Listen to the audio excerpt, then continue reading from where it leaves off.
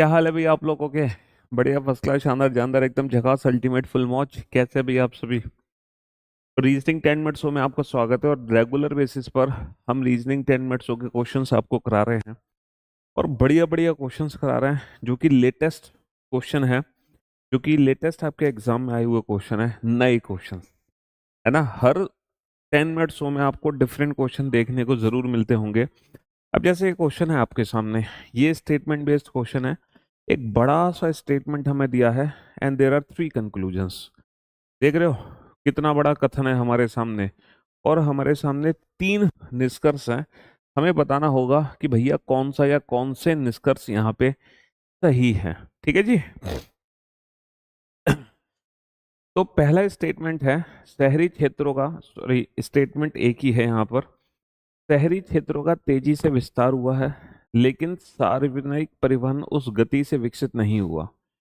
परिणाम स्वरूप traffic jam और वायु प्रदूषण बढ़ गया है। भैया ट्रैफिक जाम बढ़ गया, वायु प्रदूषण बढ़ गया। विशेषज्ञों ने शहरी गति की शीलता को चुनौतियों से निपटने के लिए मेट्रो लाइन, उन्होंने कहा है कि अगर आप पोल्यूशन से बचना चाहते हो, ट्रैफिक जैम से बचना चाहते हो, तो मेट्रो लाइन का ज्यादातर इस्तेमाल करें, इलेक्ट्रिक बसेस का इस्तेमाल करें और अंतिम मील कनेक्टिविटी में बड़े निवेश की सिफारिश की है। समझ रहे हो। हाँ जी, इलेक्ट्रिक बसेस, मेट्रो लाइन हो गई, इलेक्ट्रिक बसेस हो गई, है ना। इन सारी चीजों में बड़े निवेश की सिफारिश की है। यानी कि कहने का मतलब है कि अगर कोई शहर हमारा तेजी से विकसित हो रहा है, तो उस शहर में अगर आप पॉल्यूशन को कंट्रोल करना चाहते हैं तो वहां पे इलेक्ट्रिक बसेस का इस्तेमाल करो, मेट्रो का इस्तेमाल करो। ठीक है, ताकि आपका पॉल्यूशन कंट्रोल हो जाए। तो कौन से निष्कर्ष यहाँ पे सही होंगे। शहर में अब पर्याप्त सार्वजनिक परिवहन प्रदूषण में योगदान, सही बात है भैया।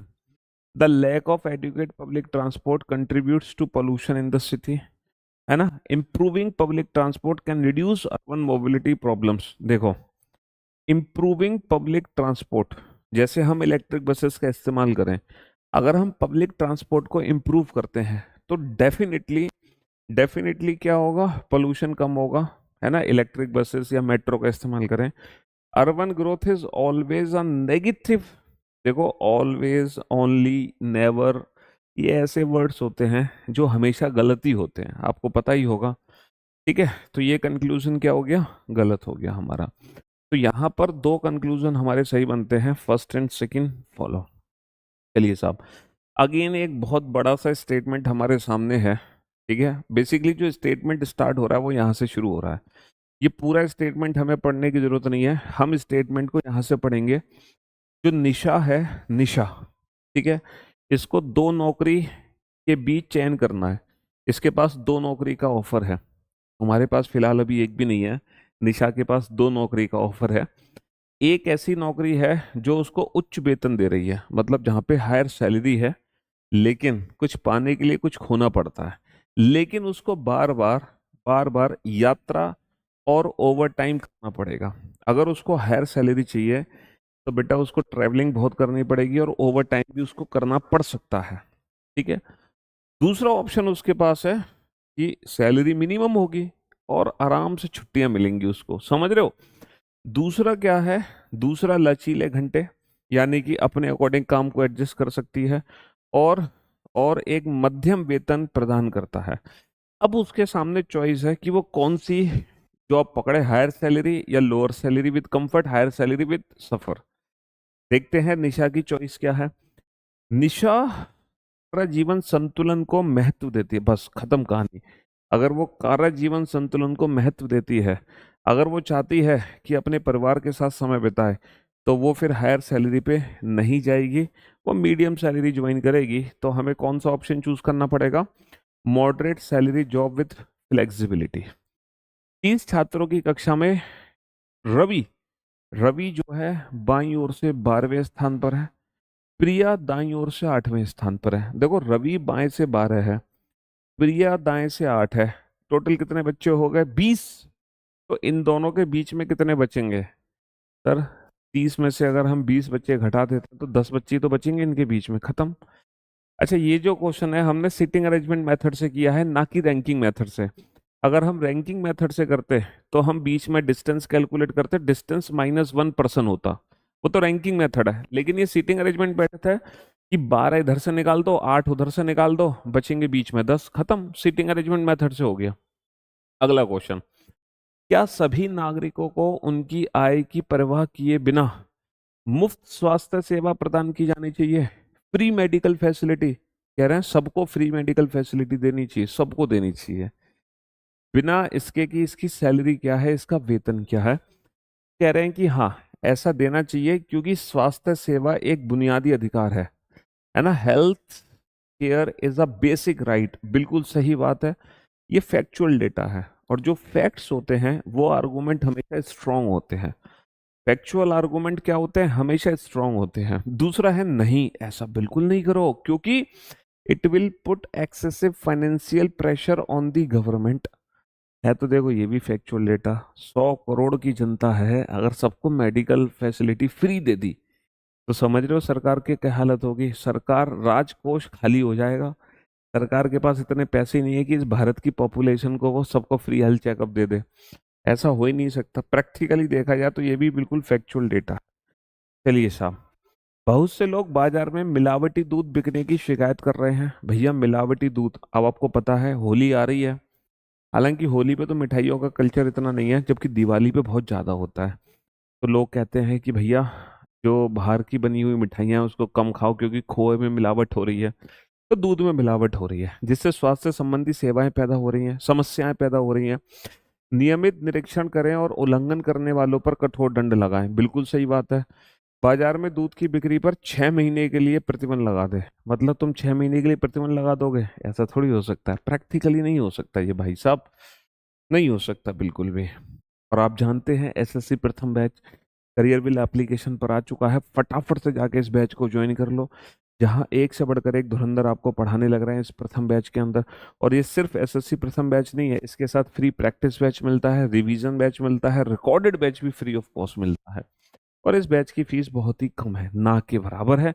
राकेश यादव सर खुद इस बैच में मैथ्स पढ़ाएंगे आपको, समझ रहे हो, अभिनय सर के साथ। चलिए साहब, इस प्रश्न में कुछ शर्तें दी गई हैं। एक आईटी कंपनी है, एक आईटी कंपनी है, उसको अपने उपयोगकर्ता डेटाबेस में एक मामूली सुरक्षा खामी का पता चला, एक छोटी सी सुरक्षा खामी का पता चला उसको, लेकिन कोई बड़ा डेटा समझौता नहीं हुआ, मतलब ऐसा नहीं है कि बहुत बड़ा नुकसान हुआ, छोटी सी एरर है। लेकिन लेकिन यदि यह ठीक से संभाली नहीं गई तो यह गंभीर समस्या बन सकती है आगे चल के। भैया छोटी सी एरर है, अभी सही कर लो, वरना बाद में जाके ये दिक्कत क्रिएट करेगी। अब तुम्हें क्या करना है, उपयोगकर्ताओं में अनावश्यक आतंक पैदा किए बिना, मतलब तुम ये नहीं चाहते हो कि सब में खलबली मच जाए, और इसको आगे बढ़ने से रोकना है। अब तुम्हें क्या करना होगा, बिना बिना इसको मुद्दा बनाए, तो मुद्दे को छुपाएं और उम्मीद करें कि यह आगे बढ़ेगा नहीं। बेटा मुद्दे को छिपाने से कोई काम नहीं बनता। सभी उपयोगकर्ताओं को सचेत करने के लिए सार्वजनिक रूप से एक बड़ा संकट, उन्होंने बोला है, पहली बोला है हमें कि अनावश्यक आतंक पैदा नहीं करना। तो हम बड़ा संकट कैसे घोषणा कर सकते हैं, चुपचाप। बेटा कंपनी में कोई भी काम चुपचाप, चुपचाप वर्ड एक नेगेटिव वर्ड है, चुपचाप कर ले, है नेगेटिव वर्ड है ये। तो बिना ऑप्शन डी मैंने पढ़े इसको टिक कर दिया, क्योंकि पहले 3 ऑप्शन तो चूज कर ही नहीं सकते। Option D is the right answer. चलिए साहब, एक शिक्षक ने देखा कि कुछ छात्र परीक्षा के दौरान एक दूसरे से नकल कर रहे हैं, परीक्षा के दौरान नकल कर रहे हैं, अब टीचर क्या करे, कैंसल ऑल फ्यूचर टेस्ट, नकल हो रही है तो वो सारे टेस्ट कैंसिल कर दे, बिल्कुल गलत, ऑप्शंस के हिसाब से बिल्कुल गलत। पकड़े गए छात्रों को सार्वजनिक रूप से शर्मिंदा करें, publicly shame the students cot.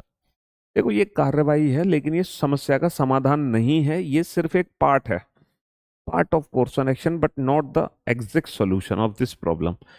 Ignore, ignore तो किसी चीज को नहीं कर सकते मेरे भाई, इग्नोर तो किसी चीज को नहीं कर सकते। तो seating arrangement change and multiple versions of question paper, obvious सी बात है कि जब कोई भी मॉक टेस्ट होता है ऑफलाइन फॉर्म में, तो आसपास वाले बच्चों के जो क्वेश्चंस की अरेंजमेंट होती है वो ऊपर नीचे होती है, ताकि वो नकल ना कर सके। हाँ जी, बड़ा ही सिंपल सा क्वेश्चन है, लेटेस्ट क्वेश्चन है, और कभी कभी बच्चे ना बहुत उल्टे सीधे लॉजिक लगाने लगते हैं, स्क्वायर, क्यूब, मल्टीप्लिकेशन, डिवीजन। तो ये क्वेश्चन इसलिए डाला गया है तो आपके एग्जाम का ही, वो भी 2025 का ही क्वेश्चन है, लेकिन ये क्वेश्चन इसलिए दिया जा रहा है ताकि ये समझाया जा सके कि हमेशा नंबर वाले क्वेश्चन में हमें हायर लॉजिक, उल्टे सीधे लॉजिक नहीं सोचने हैं। कभी कभी एग्जाम में बहुत सिंपल क्वेश्चन आ जाता है, 13 और 18 में 5 का डिफरेंस है, 29 और 34 में 5 का डिफरेंस है, 27 और 22 में 5 का डिफरेंस है, और यहाँ पे 6 का डिफरेंस है।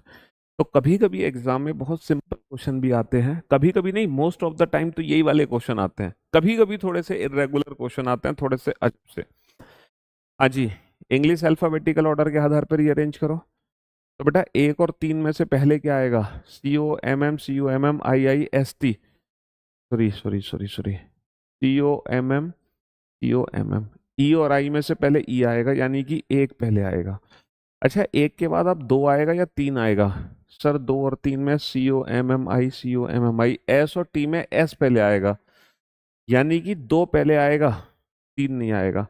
अब 1 2 1 2 के बाद 3 आएगा या 4 आएगा? तो बेटा 3 और 4 में चेक करो, 3 और 4 में COMMI COMMU, आई और यू में आई पहले आता है, यानी कि तीन पहले आएगा, तीन पहले आएगा, ना कि चार। चलिए साहब, लास्ट नहीं सेकंड, हाँ लास्ट क्वेश्चन है अब आपके सामने। क्वेश्चन है सिम्टम टेस्ट रिपोर्ट कंसल्टेशन। देखो, जब हमारे सिम्टम आते हैं, जैसे हमें वायरल हुआ, सिम्टम आए हमें, फिर हम टेस्ट कराते हैं, ब्लड टेस्ट। ब्लड टेस्ट में रिपोर्ट आ जाती है। जैसी रिपोर्ट आती है हम कहाँ जाते हैं? हम जाते हैं डॉक्टर के पास कंसल्ट करने। और जब डॉक्टर से परामर्श करते हैं तो डॉक्टर उसके बाद क्या लिखता है? प्रिस्क्रिप्शन। प्रिस्क्रिप्शन में क्या होती है? प्रिस्क्रिप्शन में होती है मेडिसिन। लास्ट क्लास में एक क्वेश्चन मैंने आप लोगों को होमवर्क दिया था, आपको याद होगा। हमारी जो लास्ट सेशन था उसमें एक होमवर्क आपको दिया गया था। एक बार बताना वो होमवर्क क्या था। लास्ट 10 मिनट शो का लास्ट क्वेश्चन लगाओ। वो होमवर्क मैंने जो दिया था आपको, फटाफट से उसका सोल्यूशन मैं आपको देता हूँ जल्दी से। दिखाना क्वेश्चन क्या था वो। हाँ, एक बार वो वीडियो चला के देख लो ना, 10 मिनट शो की। एक सेकेंड में देखता हूँ। वो जो क्वेश्चन था अपना, डाइस का क्वेश्चन था, और बड़ा सिंपल सा क्वेश्चन था वो, है ना? आप लोगों ने आंसर दिया कि नहीं दिया उसका, कमेंट सेक्शन में। अच्छा, आज भी मैं एक होमवर्क दूंगा जिसका आंसर मैं आपको नेक्स्ट टेस्ट में ज़रूर बताऊंगा। क्वेश्चन था 2 4 6 और 3 1 5।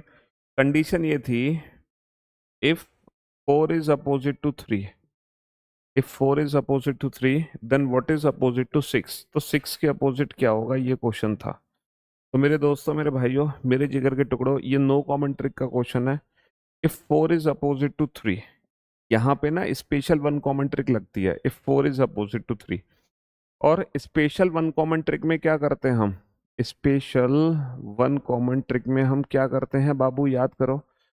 Sir special one common trick में क्या करते हैं? 4 के विपरीत 3 है, तो 4 और 3 को ऊपर नीचे लिख लेते हैं। पहले फिगर में हम क्लॉकवाइज घूमे, 4 6 2। और अगर पहले फिगर में क्लॉकवाइज घूमे, अगर ये क्वेश्चन वन कॉमन ट्रिक का होता तो मैं दोनों फिगर में क्लॉकवाइज घूमता। लेकिन स्पेशल वन कॉमन ट्रिक में क्या करते हैं? पहले फिगर में अगर आप क्लॉकवाइज घूमे हो तो दूसरे फिगर में आप एंटी क्लॉकवाइज घूमोगे, यानी कि 3 5 और 1।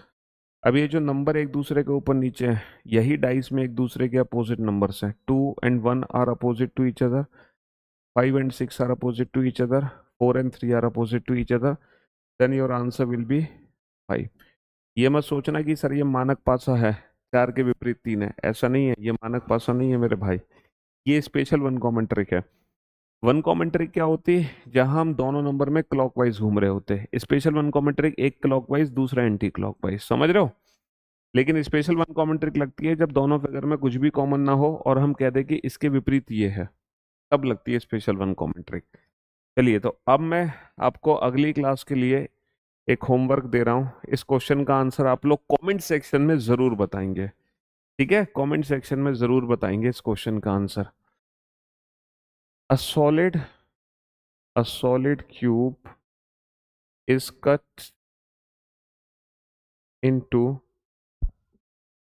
9 times then